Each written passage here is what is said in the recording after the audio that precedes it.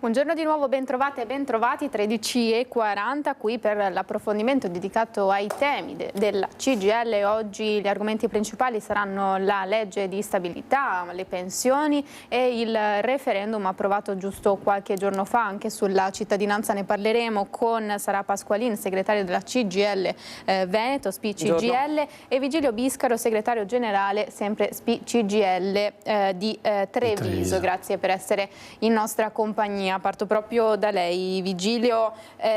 Dunque, legge di stabilità 2025, il parere dallo SPI CGIL, che novità ci sono, che cambiamenti? Ricordo sempre invece ai nostri telespettatori di chiamarci per eventuali dubbi o domande al numero che vedete sopra di me in sovraimpressione. Vigilio, dunque, legge di stabilità, cosa è cambiato? Cambia qualcosa? Che parere avete voi dello SPI? Detta in parole povere e in modo chiaro, non ci piace. È una legge di stabilità che corre nelle strade delle due precedenti, del governo Meloni, ma che in realtà non risolve o non inizia a risolvere i grossi problemi che abbiamo in Italia. Ne cito due o tre. Sulla sanità non c'è un vero investimento in più rispetto a quello che abbiamo avuto negli anni precedenti. Sugli enti locali c'è una diminuzione della capacità di sostituire il turnover, cioè sostituire persone che vanno in pensione con nuove assunzioni, se non nel 75%. Sulla scuola l'investimento, è giusto dirlo così, è pari agli interessi che paghiamo ogni anno sul debito.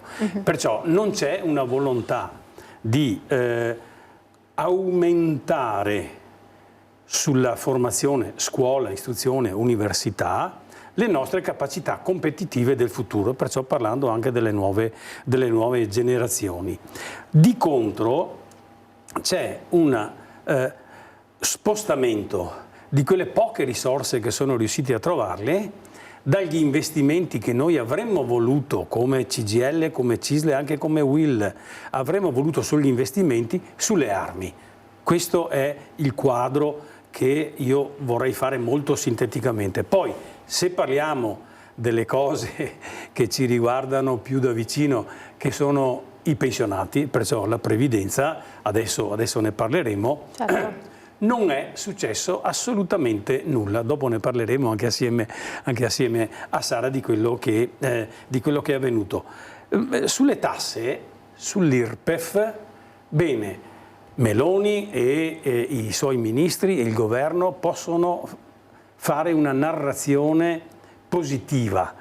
Ma in realtà, se noi guardiamo quello che è successo nel 24, quello che è successo nel 23 e quello che è successo nel 22, noi non portiamo a casa nulla di più, se non un cambiamento del cuneo fiscale che si chiamava cuneo anche previdenziale, perciò lo Stato si faceva carico di contributi previdenziali.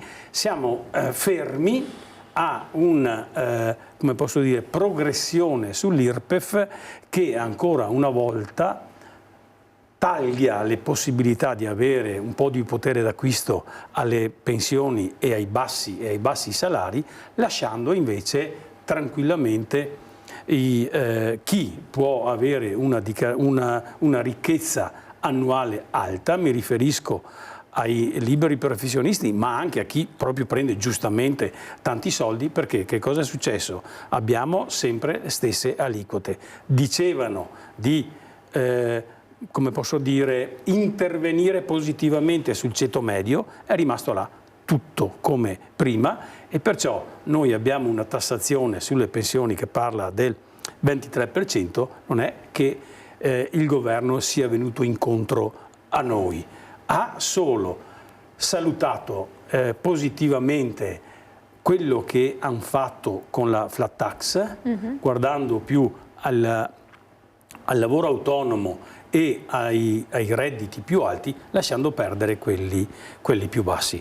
Questo sostanzialmente è il giudizio che noi diamo sulla finanziaria. È chiaro che adesso però i problemi diventano reali e perciò dovremo discutere con questo governo se ci convocherà della riforma previdenziale, spero finalmente una compiuta, di quello che potrebbe avvenire lottando contro l'evasione fiscale sulla rimodulazione delle aliquote IRPEF e poi, utilizzando queste risorse, finalmente parlare con una lingua chiara rispetto all'istruzione, alla formazione e alla sanità. Temete quindi che... perché il condizionale, se ci riceverà, temete che non ci sia volontà di dialogo? Non c'è stata. È più di un anno che i pensionati non riescono a parlare con un Calderone, che è il ministro che ci riguarda, quello di settore nostro, insomma, diciamola così, e se c'è un incontro, ci sono stati degli incontri, ci mancherebbe altro, e me la cavo molto velocemente. Sulla legge di stabilità non c'è stato nessun confronto né con i pensionati e men che meno con CGIL e CISL e UIL, perché a cose fatte, come è successo tra l'altro al Parlamento, perciò c'è una depauperazione del potere, diciamo, parlamentare. Ci informano a cose fatte, così non va bene. Se vogliono che ci responsabilizziamo tutti, i primi a farlo devono essere loro. Calderone ci chiami e ci confrontiamo sulla riforma previdenziale, perché è chiaro che quello che c'è rispetto alle campagne elettorali, lasciamelo dire così, siamo dall'altra parte. Dovevamo arrivare a 41 anni per tutti, dovevamo arrivare alle minime a 1.000 euro al mese per tutti. Questo non è assolutamente avvenuto. Abbiamo già una telefonata, buongiorno, con chi parliamo? Buongiorno, sono la signora Marisa San Paolo di Piave. Appunto, volevo fare un riferimento che guardo che le minime va bene anche alzarle, però a questo punto sto vedendo che io che ho sempre lavorato prenderò come le minime perché gli danno il reddito un altro reddito, adesso ho visto oggi. Poi se tu fai la domanda delle bollette ti calano le bollette, a me invece perché ho la reversibilità mio marito per 10 euro non mi danno niente per le bollette. Sono sul condominio che ho spese enormi e ho visto che la pensione dovrebbe aumentare il 0,8%, vuol dire che non si prenderà neanche 10 euro il mese di febbraio, no? Cosa rispondiamo? Io volevo solo dire questo, che sarebbe giusto che il centro medio, come il signore che va a parlare, ha detto sì, che guardate anche al centro medio, non solo i centri bassi che hanno assistenza solo, insomma, bisogna stare anche un po' gli altri, no? Perché io ho 14 anni che sono in pensione e all'aumento non vedo neanche 10 euro, non so. Va bene, grazie, mi basta così. Grazie della domanda, signora Marisa. Insomma, cosa possiamo rispondere? Rispondo velocemente. Marisa, hai perfettamente ragione. Nel momento in cui un governo ci dice, e lo dice ai cittadini, che se andrà al governo come è avvenuto nel 2022 farà questo, questo, questo e questo, poi bisogna essere conseguenti, altrimenti io ti rispondo così, Marisa, dopo entreremo nei dettagli di quanto sono aumentate le pensioni per il 2025, ma se questo governo fa questi passi che non tutelano noi dobbiamo essere conseguenti anche dal punto di vista politico. Cioè io la dico così, cioè io devo tener conto quando andrò a votare di che cosa è avvenuto in campagna elettorale e poi che cosa è avvenuto praticamente. Praticamente stanno continuando a tartassare i pensionati e i lavoratori dipendenti che hanno poco reddito, mentre lasciano stare chi ne ha tanto. Questo è il ragionamento. Marisa, purtroppo è vero. Abbiamo adesso con le slide ci aiuteremo sì, ora a entrare più nel dettaglio, ma è così, come dici tu, è così. Ci danno un aumento di 2 euro lordi al mese e non tengono conto invece di una rivalutazione che noi chiediamo da anni. Adesso magari Sara entrerai nella spiegazione di questa slide. Non ci permettono di arrivare a garantire, diciamo tra virgolette, il potere d'acquisto che avevamo, perché in 2 anni il governo italiano presieduto da Meloni ci ha tolto dalla rivalutazione di tutte le pensioni 7 miliardi. Dove li ha messi? Dove li ha messi? No, allora, diciamo che le premesse sono quelle un po' che diceva la signora Marisa, nel senso che quest'anno si riparte con una rivalutazione delle pensioni che avrà appunto un valore dello 0,8%, lo diceva giustamente anche la signora prima. È ovvio che questo 0,8 è quello che viene assegnato dall'Istat come recupero del potere d'acquisto e che a differenza dell'anno precedente, che c'era stata una rivalutazione più alta, non tiene conto, insomma, non tiene conto sto giro dell'inflazione, di quello che ci sta dietro, quello che è stato, insomma, l'aumento dei prezzi, del costo della vita, cose che noi continuiamo a dire. L'adeguamento sostanzialmente dei prezzi. L'adeguamento dei prezzi. Il problema delle pensioni è che le pensioni sono contributi che sono stati versati. Chi è titolare di pensione perché si è pagato i contributi negli anni lavorando. Certo. Ed è corretto che siccome raggiunto il livello di pensione, la persona abbia il diritto di non perdere potere d'acquisto nell'arco dell'anno, perché è ovvio che quello che valeva qualche anno fa ad oggi ha meno valore se la mia pensione non recupera quel potere d'acquisto che nel frattempo è stato perso nel mercato. Abbiamo una telefonata, buongiorno, con chi parliamo? Io mi chiamo Paolo da Mestre Venezia, buongiorno a lei. Buongiorno Paolo, ci dica tutto. Allora, io sono andato in pensione nel 2025, dipendente ULSS, andato in pensione il 1 maggio 2025. Io ho la pensione ancora provvisoria. Non ho neanche avuto la pensione definitiva, io ho ancora la pensione provvisoria. Mi sono stato all'INPS e mi hanno detto prima di 4-5 anni non avrò la pensione definitiva. E vorrei sapere un'altra cosa, ma queste pensioni che non è definitiva, quando ti la roba degli arretrati, non sono rivalutati però. Ci perdoni, ci è sfuggito l'anno in cui è andato in pensione, così riusciamo a... Io sono andato in pensione il 1 maggio 2025. 24. Il 1 maggio 2022, scusa. 22, ok. 22. Sto aspettando ancora la pensione definitiva. Okay. Mi hanno detto che mi vuole prima 4-5 anni prima per avere la pensione definitiva. Però non viene conteggiata adesso, mi viene conteggiato ancora di soldi che ho versato, non mi viene rivalutata questa pensione qua. Non vengono rivalutate le pensioni però, neanche gli arretrati non vengono rivalutati. Paolo, scusami, è successo anche a me, sai, devi fare un passaggio... Scusa, ti chiedo una scusa, dopo ti lascio ti chiedo scusa, sai. Ma scherzi? Siamo qui apposta. Siamo qua. Io ho avuto una causa di servizio nel 2008. Io ho avuto una causa di servizio e non mi è data la causa di servizio. La legge Fornero nel 2011 me l'ha ritirata, me l'hanno tolta, però non mi sembra giusta una roba. E il sindacato, quando è che si è mosso per quel discorso della legge Fornero? Perché la legge Fornero ha fatto di tutto, però il sindacato non si è mosso. Però adesso noi che siamo pensionati, quelle cause di servizio, anche se sono 30 euro in più al mese, dovevano darci, insomma. Però il sindacato non si è mosso a questo livello qua. Questione complessa. Hai finito? Sì. Allora, sì, ho finito. Chiedo scusa, puoi dire tu dopo prima. Allora, sulla parte tecnica, nel senso della rivalutazione, io penso Vigilio ti volesse dire passa un attimo per i nostri uffici e proviamo a capire cosa è successo, anche se è vero che poi con le pensioni pubbliche hanno una parte provvisoria e poi la definitiva entro un arco di tempo più lungo rispetto a quello che è il conteggio che viene fatto per quello che riguarda le pensioni da dipendente privato, insomma.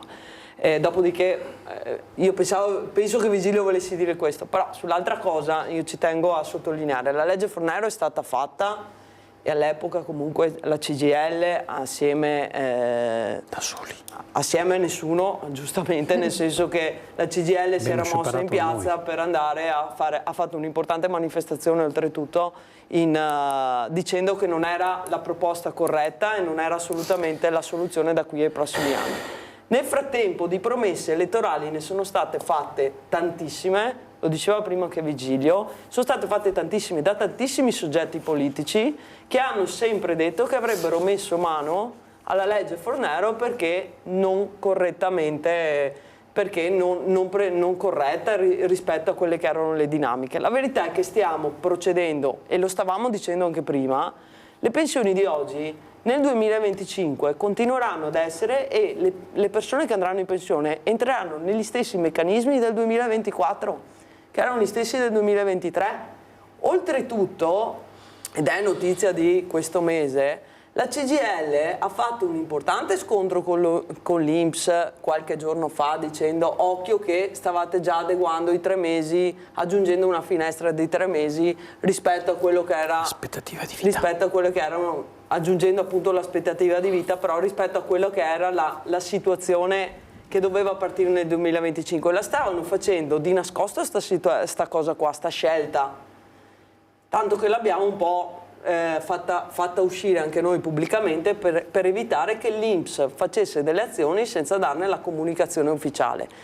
E il problema della legge Fornero è tanto oggi per quelli che stanno andando in pensione oggi, perché poi crea anche un disquilibrio con che a parità di contributi chi è andato negli anni precedenti rispetto a chi andrà domani si troverà con un divario, si troverà con soldi in meno in pensione, anche a parità di situazione contributiva e a parità di versamento, perché si sta andando sempre di più sotto un aspetto contributivo che non darà una tutela rispetto alle pensioni precedenti. I giovani che anche oggi si trovano in una situazione, adesso vado un po', l'allargo un po' perché a mio avviso il quadro generale delle pensioni non riguarda esclusivamente i pensionati, ma riguarderà anche i pensionati del futuro.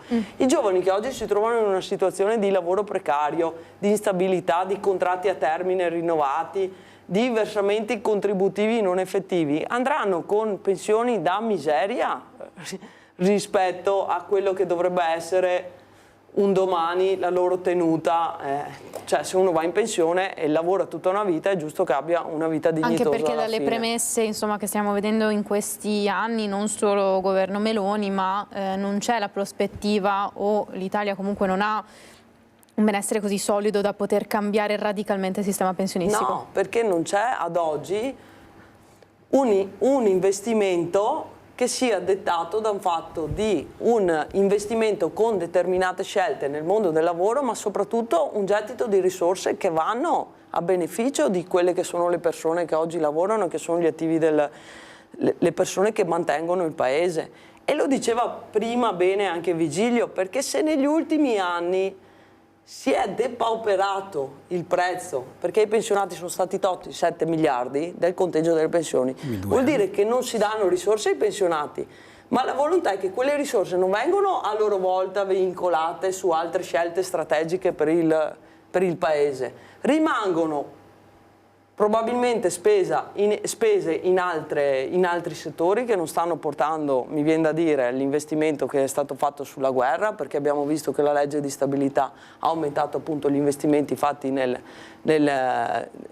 armi, come produzione, quindi in altre sono scelte che non vanno a tutelare quello che è il futuro di questo paese e quello che è il futuro del mondo del lavoro e del paese. Soprattutto in virtù dell'invecchiamento della popolazione, insomma ci saranno sempre meno persone che hai toccato il tasto. Se siete d'accordo. Paolo, sì, Paolo, no, certo, perché effettivamente non abbiamo ancora risposto.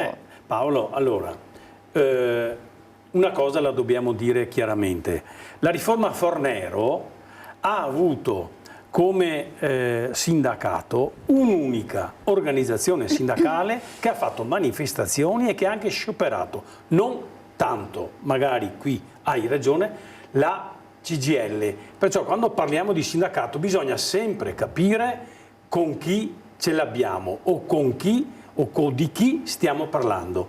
Sulla legge finanziaria del 2025 la CGIL e la UIL hanno fatto degli scioperi, anche scioperi generali insieme, e la CISL no, perché alla CISL sta roba qua va bene. Io chiedo ai pensionati che sono iscritti o non iscritti alla CISL, questi aumenti qui vanno bene?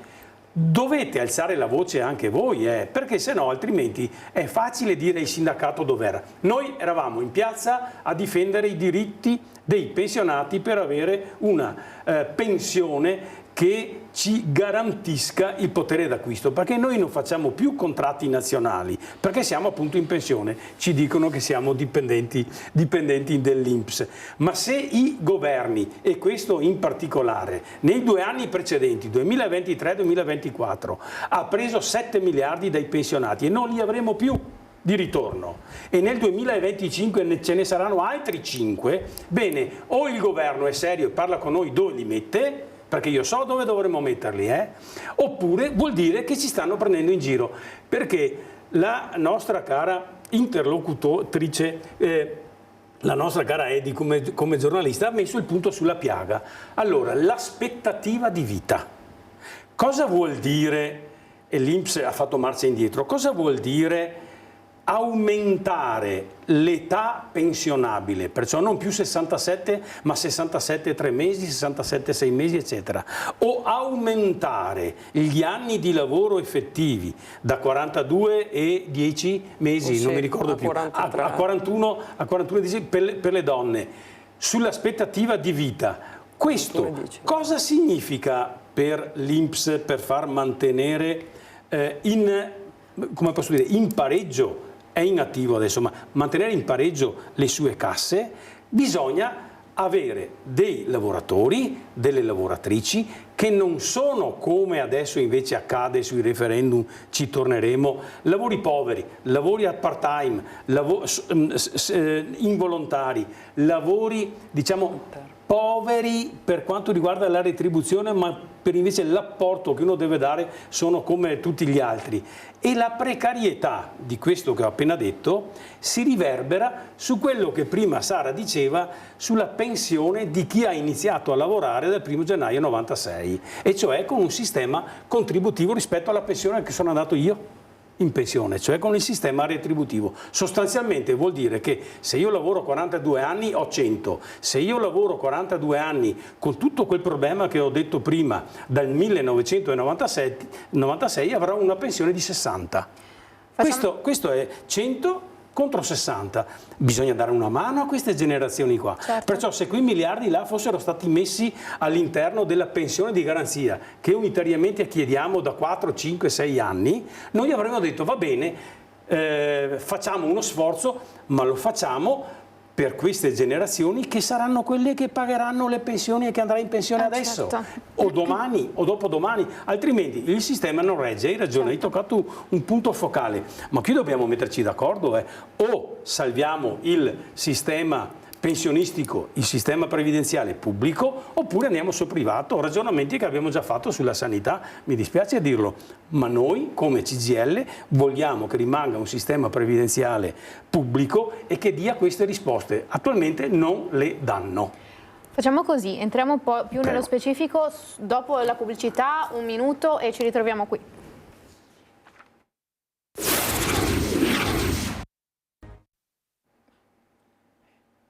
Eccoci qui di nuovo in diretta insieme ancora per una ventina di minuti. Stavamo parlando di pensioni, l'approfondimento dedicato ai temi della CGIL, pensioni, insomma si evidenziava un po' il problema di chi sostanzialmente anche con tutti i fattori sociali, invecchiamento della popolazione, meno giovani o comunque forza lavorativa che possa pagare le pensioni attuali ma soprattutto anche le pensioni del futuro, adeguamento dei prezzi, mancato adeguamento dei prezzi rispetto poi all'inflazione e al costo della vita sempre più in aumento, come poi volendo possiamo estenderlo anche ai salari, ma questo sì, è un altro discorso.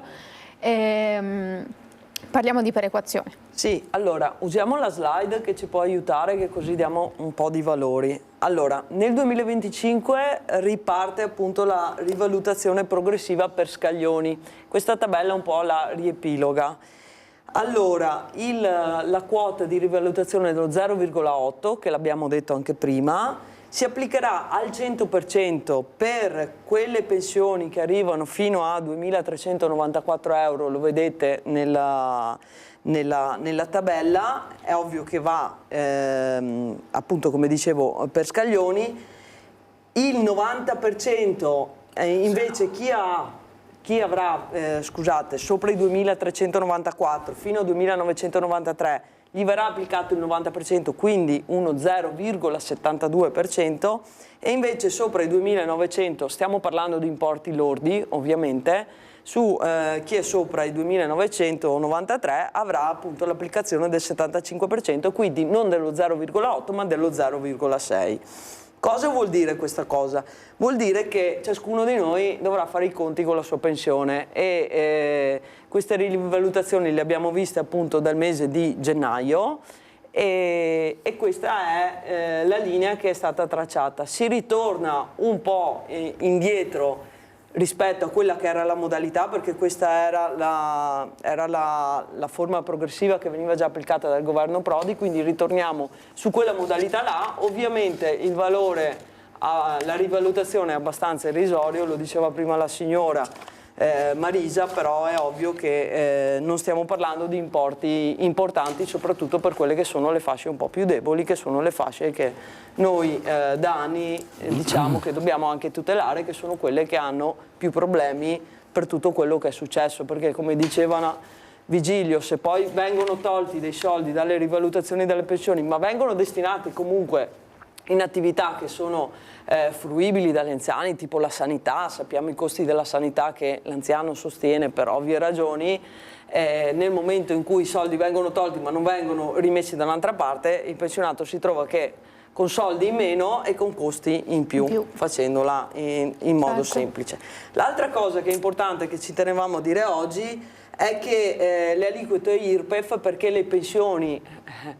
Noi siamo uno dei paesi che il pensionato paga le aliquote, paga le tasse, e le aliquote, gli scaglioni sono come l'anno scorso, sono stati portati a 3, ormai è una cosa strutturale che ha scelto di fare questo governo, per cui fino a 28.000 di reddito ci sarà l'applicazione del 23% di aliquote IRPEF, sopra i 28.000 il 35%, dai 28.000 ai 50.000 il 35%, oltre i 50.000 avremo l'applicazione del 43%. Ecco, anche in questa modalità si è tolto quel 2% perché c'era una legge vigente che era al punto del 25%, si è alzato lo scaglione 28.000, ma sappiamo che anche in questo caso qua si parlano di cifre abbastanza irrisorie che vengono comunque date ai pensionati. Sara, così dialoghiamo un po'. Certo. Su questa slide qui noi vediamo che fino a 28.000 euro il pensionato, il lavoratore a part-time, il lavoratore a tempo pieno, eccetera, eccetera, paga il 23%. Quanto pagano gli autonomi fino a 85.000 euro? Il 15%. La giustizia fiscale non si fa in questo modo. La giustizia fiscale si fa aumentando la tassazione in relazione alla capacità reddituale. Questo è il dettato costituzionale. E qui casca l'asino, perché tutte le battaglie che abbiamo fatto finora rispetto all'evasione fiscale non trovano accoglienza, non hanno trovato accoglienza. E guardate che si parla di cifre alte, da 88 a 95 a 100 miliardi di euro all'anno di mancate entrate. Immaginate voi cosa potrebbe fare un governo, guardate qui sì, qualsiasi governo, se avesse a disposizione queste risorse. Bene, noi siamo perché il governo attuale metta mano a una riforma fiscale, ma non così, tassando chi ha meno e privilegiando chi ha di più, ma facendo esattamente il contrario, con una progressività che allo stato attuale non è praticata, perché in realtà la Costituzione parla di progressività, in realtà siamo a questo livello. Perciò, dal mio punto di vista, no, Sara, se questo governo prendesse a riferimento un qualsiasi sistema fiscale occidentale, Sì. lo prendesse e lo attuasse, io sarei felicissimo. Non voglio arrivare come in America, che nella dichiarazione dei redditi qualcuno è andato anche in galera perché ha evaso. No, non voglio arrivare a quel livello là, assolutamente no. Ma viva Dio, se i comuni in primis e poi la Guardia di Finanza e l'Agenzia delle Entrate, con tutti gli strumenti informatici che hanno, possono verificare che se uno ha una fuori... Non facciamo nomi. No. Però insomma abbiamo capito. Abbiamo capito. Questo dovrebbe avere una dichiarazione di redditi molto più alta del sottoscritto. Nel senso che se la possa permettere, insomma, dice, Vigilio sta dicendo, insomma, controlliamo. Cioè se... E qui c'è un'altra cosa. Noi unitariamente, viva Dio, finalmente unitariamente, ogni anno incontriamo i comuni. Beh, guardate che la lotta all'evasione si fa anche nei comuni, Certo. Non si fa solo con la Guardia di Finanza, eccetera, eccetera, eccetera, con l'Agenzia delle Entrate, si fa anche nei comuni.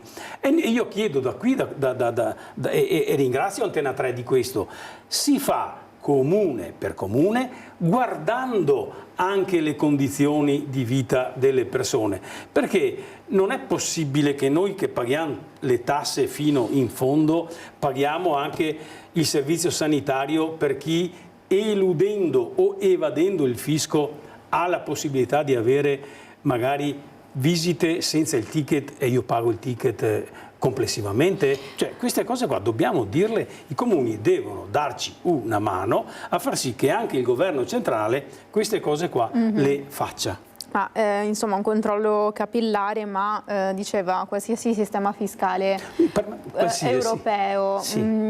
Perché? Perché? Cioè, nel senso, quali Perché? sono gli accorgimenti diversi rispetto all'Italia e Allora, soprattutto però quale il preferito? Cioè quale quello che... Anzi, abbiamo prima una domanda al telefono. Buongiorno, con chi parliamo? Buongiorno. Buongiorno. Mi chiamo Maria Luisa e telefono da Treviso. Buongiorno Maria Luisa. Buongiorno. Io sono una pensionata Immagino. della sanità pubblica e sono venuta a conoscenza, che spero voi lo sappiate, Speriamo. che il direttore generale della ASL 3 ha assunto, parlo di assunzione a tempo indeterminato, 6 detenuti che fanno il lavoro del CUP. Allora io vorrei dire a tutti, perché vengono dati dei dati sensibili a dei detenuti a Santa Maria Maggiore? Allora signora, Forse allora mi permetta di fare un attimo il lavoro di mediazione giornalistica, nel senso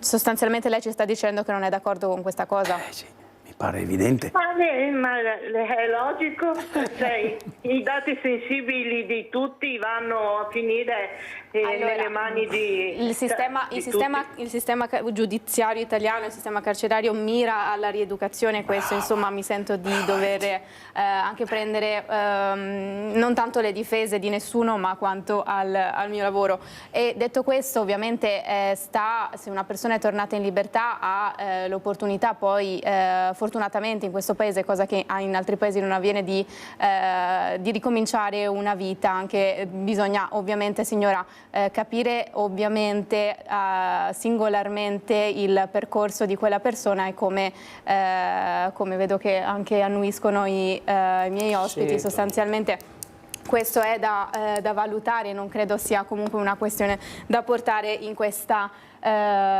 momento. Parlavamo di pensioni, innanzitutto la ringraziamo comunque signora per la telefonata, noi continuavamo a parlare di pensione, dove eravamo rimasti? Eravamo rimasti al ragionamento precedente, che tipo di sistema previdenziale vorremmo. Allora, fuori di metafora, chi paga i contributi ha assolutamente il diritto di avere una pensione adeguata. Oggi chi paga i contributi avrà una pensione adeguata ai contributi versati e non alla retribuzione. Siccome il precariato, i lavori poveri di cui prima parlavo, ci danno già una immagine del futuro, i nuovi pensionati con il sistema contributivo rispetto al calcolo della loro pensione saranno dei cittadini che avranno molte difficoltà a vivere quando saranno in pensione. Perciò noi chiediamo che, e siamo disponibili a fare anche noi determinati sacrifici. Sacrifici vuol dire rinunciare a qualcosa, purché il governo si confronti con noi e concordi l'istituzione di una pensione di garanzia per queste persone, perché altrimenti il futuro dell'Italia, mettendoci dentro non solo l'aspettativa di vita, ma anche il calo della natalità e la demografia, come si sta ormai sviluppando nel nostro paese, domani avremo un paese di vecchi, molto vecchi, io mi auguro di vivere e che ognuno di noi viva molto, ma che avranno bisogno di cure. Certo. E perciò ci saranno delle risorse da mettere là. Questo è quello che noi vorremmo fare. Se la ministra si degna di convocarci, parleremo di queste cose. Insomma, seguiremo anche gli sviluppi. Abbiamo pochi minuti, 5 minuti circa, prima di dover chiudere. Sara, parliamo di referendum. Sì, facciamo una carrellata, perché in realtà l'anno scorso noi ci siamo resi promotori, insomma, di 4 referendum. Come CGIL abbiamo raccolto le firme nelle piazze, nei posti di lavoro, in qualsiasi luogo opportuno, insomma, anche nelle nostre sedi, proprio per cercare di andare nella direzione un po' di fare delle scelte corrette anche per il futuro di quelli che sono i nostri lavoratori, nel senso che ad oggi dobbiamo trovare la modalità di ripristinare delle condizioni favorevoli anche per i lavoratori che si trovano appunto nel mondo del lavoro e non sempre sono tutelati allo stesso modo. E proprio per una questione di equità noi abbiamo raccolto 4 referendum che sono stati accettati l'altro giorno dalla Corte Costituzionale. Probabilmente nel periodo tra aprile e giugno, stiamo aspettando la data, ci daranno la data per la raccolta, per appunto l'accesso delle persone ad andare a votare per questi referendum. Noi approfittiamo di questi spazi per sensibilizzare le persone, è importante ridare dignità ai contratti di lavoro, ed è importante poi, l'ultimo referendum che sarà il 5° della cittadinanza, dare dignità anche alle persone che vivono nel nostro paese, pagano le tasse nel nostro paese, che sono membri del nostro paese, della nostra quotidianità, e che hanno anche loro il diritto di avere una cittadinanza in tempi corretti. Faccio una carrellata velocissima. Allora, il primo, e tu cerca di starmi dietro un po' con le slide. Allora, il primo riguarda principalmente il ripristino dell'articolo 18 per quelli che sono le unità produttive con più di 15 dipendenti, perché ad oggi, insomma, con il meccanismo quando si tratta di licenziamento, il Job Act ha esclusivamente dato un valore economico a quello che è il licenziamento. A nostro avviso il licenziamento, se ritenuto appunto illegittimo, dà diritto al lavoratore di essere reintegrato nel posto del lavoro, e su questo, insomma, penso che sia abbastanza chiaro. La seconda invece riguarda l'abrogazione delle norme nel licenziamento di lavoratori nelle aziende piccole, quindi quelle al di sotto dei 15 dipendenti. Anche in questo caso c'è un tetto previsto economico per quei licenziamenti. A nostro avviso anche quei lavoratori hanno dignità, quindi se il giudice ritiene che il licenziamento è legittimo, non c'è il reintegro nel posto del lavoro, però almeno che ci sia una somma riconosciuta, che non ci abbia un tetto previsto, ma che ci sia l'opportunità anche per il giudice di fare il proprio lavoro, e soprattutto al lavoratore di dimostrare anche magari che il licenziamento è legittimo. Il terzo invece riguarda appunto i precari, i contratti di lavoro, quelli che noi chiamiamo precari perché sono contratti a termine. Ad oggi esiste una condizione per la quale non deve essere data una clausola per il rinnovo del contratto a termine, soprattutto quello inferiore ai 12 mesi.